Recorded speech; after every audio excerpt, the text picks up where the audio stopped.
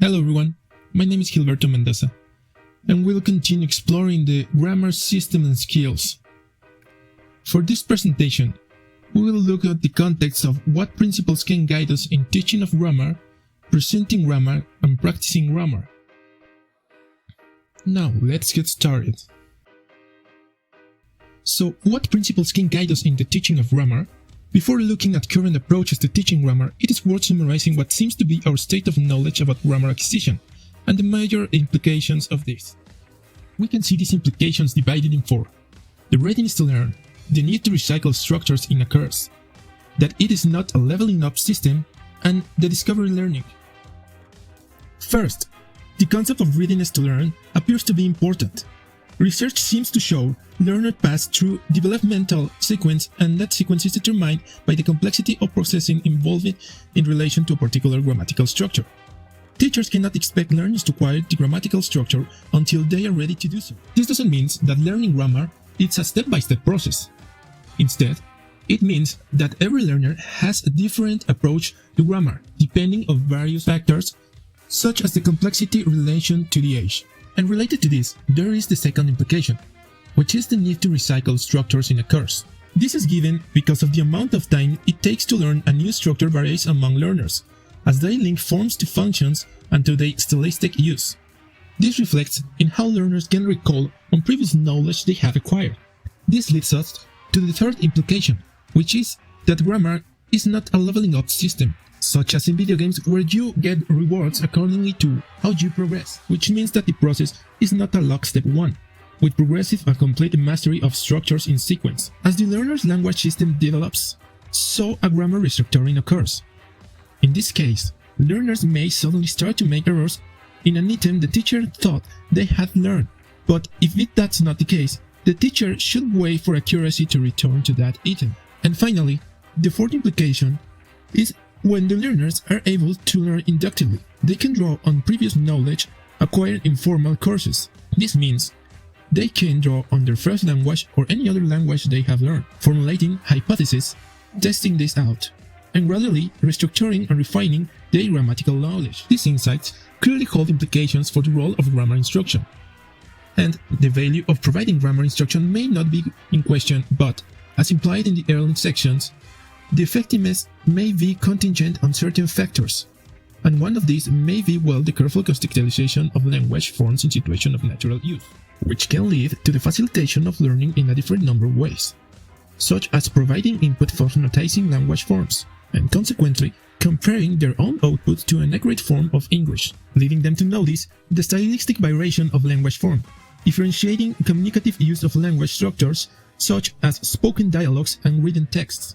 But now that we know all of these implications, how do we present grammar? In the previous presentation, we learned how we need to take into consideration three perspectives before presenting grammar. These are grammar as meaning, grammar in discourse, and grammar and style. The importance of contextualizing a grammar structure in relation to these three perspectives can be demonstrated with some examples. Have a look at this. She has attended the antenatal classes regularly. You haven't forgotten my burden again, have you? I haven't been to Paris for 4 years. Have you had dinner yet? Oh no, they've just scored another goal. The management has decided to make 30 staff redundant. Can you identify which of these sentences shows a habit in a period leading up to the present time and which shows indefinitive events in a period leading up to the present time? Which shows attitude as part of meaning? Which functions as complaint and which as an individuation? Which is stylistically formal and which informal? Ideally, the context will clarify who's speaking to whom, in what kind of setting, with what kind of purpose, what style, with literal meaning or otherwise, and within what kind of discourse. Such context can be created through visuals, through the teacher's miming or demonstrating in the classroom, through a dialogue, text, a song, or a video, or through a situation set up by a teacher. The particular context chosen will relate to the learners in view, but now, how to contextualize a grammatical idiom is one decision that must be taken in grammar teaching.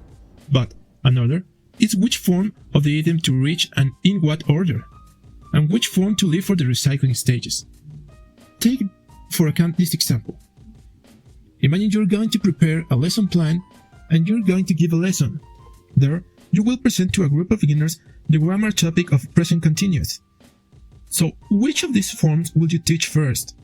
Or in which order would you present them? Another decision you need to take is the use of terminology.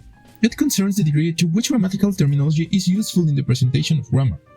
Sure, having a meta-language may be useful for advanced learners, particularly discussing errors in writing or in helping them to understand difficult semantic relations.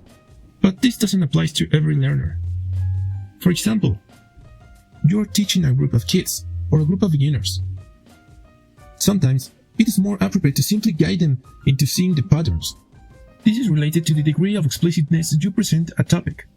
For the explicit or deductive approach, we can take into consideration a material in which presents the rules in detail along with illustrative materials. And on the other hand, you have a material in which learners are presented with an authentic written and spoken text. These are carefully structured to display the target tenses and to give learners the task of working on their different uses and discovering the rules. In the first explicit approach, you can tackle grammar with adult learners who have learned English formally in previous learning courses. And in the second implicit approach, learners are engaged in raising their own awareness of language. And for this reason, the inductive approach, which is also known as discovery learning, has gained popularity and has received support from theorists as Rutherford and Sherwood-Smith. They present the concept of grammar consciousness raising, and they describe it as one in which data that are crucial for the learner's testing of hypotheses and for his forming generalizations are made available to him in somewhat controlled and principled fashion. The basic idea is to give students sufficient examples of how they can work out the grammatical rule that is operating. This also reassures their metalinguistic terminology. So, for consciousness raising, the reassuring of metalinguistic activity in language learning is very different from the grammatical explanation and application activity of the traditional deductive approach, though it's still debated if the use of a metalanguage can promote a significant gain in acquiring the target grammatical structure. However, it seems to provide teachers with a procedure which helps learners to develop their grammatical competence in a way which fits the culture of the communicative classroom. The last thing to consider before presenting grammar is between the linking in grammar and vocabulary. There are patterns in the English language within which words typically occur. For example, there is a pattern in it plus link verb plus adjective plus infinitive with to, as in it's difficult to make up your mind or it's easy to say that. These are commonly used phrases. Someone could pick up this pattern very quickly, producing some idiosyncratic and creative examples such as, it's combative to express the point of view. Now that we have took into account all these considerations and we have presented grammar, we will take a look at practicing grammar. For practicing grammar, there's been a widely prevailing approach to the teaching of grammar, which developed in the 1970s and 1990s, and it's still popular with many teachers. It's presented as grammatical structure to learners, in which they are asked to practice in control activities which focuses on accurate reproduction of the structure. And then they set up a freer activity in which students can produce the target form. These type of activities are very common in PPP. For example, there is an activity in which students are asked to design a questionnaire related to conditionals. Then, they answer their questions in groups and discuss the activity. As for the teacher, his role during the presenting and practicing part is to correct the students. Though, during production, there is always a policy in not intervention during the attempt to produce. The feedback is given afterwards. The relation between control practice and free practice has got some controversy, because it affects production. Given our growing knowledge of grammar acquisition, experienced teachers will be aware that some learners will perform activities wrong. For example, students have practiced an activity which focuses on reporting the conditional structure. However, they did not use it afterwards in free production. In this example, the first speaker could have said, if I could establish some experimental schools, English would be the language for all lessons. And second speaker should have said, yes, it would be a great idea, but I would prefer to change teacher training. There may be reasons for speakers to avoid using the conditional, and this may be related to the readiness to learn. But one other factor is that they can legitimately use alternative forms. In the words of the author, you can design an activity hoping the learner will produce certain future, but the reality is that if they do treat it as piece of genuine communication, there is a very good chance that they will not use the grammatical feature that you intended them to use. For this reason, it has become more usual to provide control practice, as it is less controversial.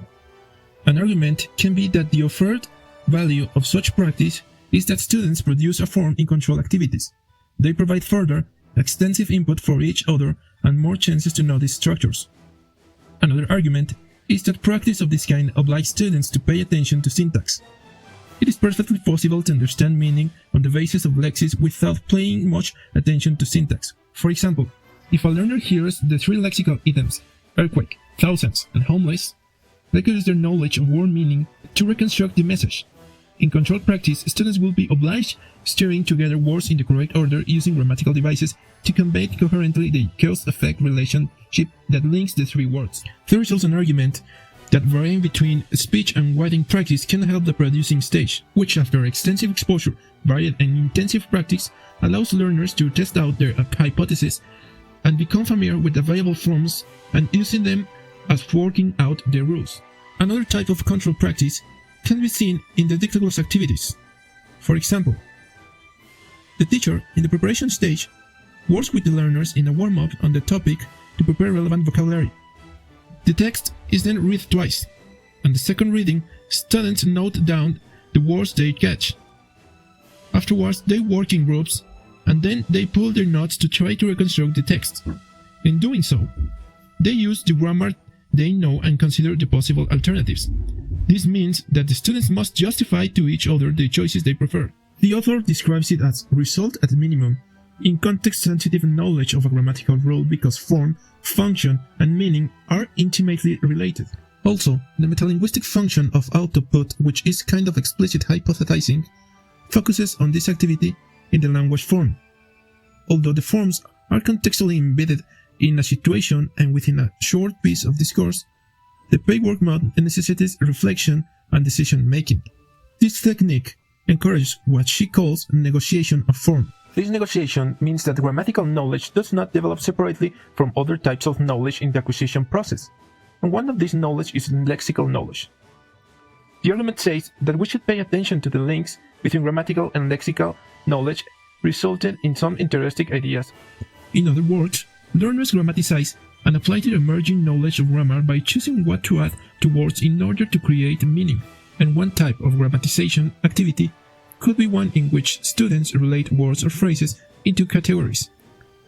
Given the range of ideas, opinions, and controversies raised in this topic, it is not surprising that many teachers and textbook writers see the most practical approach to grammar as an electric one, but the precise mix and match will depend on the needs of learners. Thanks for watching.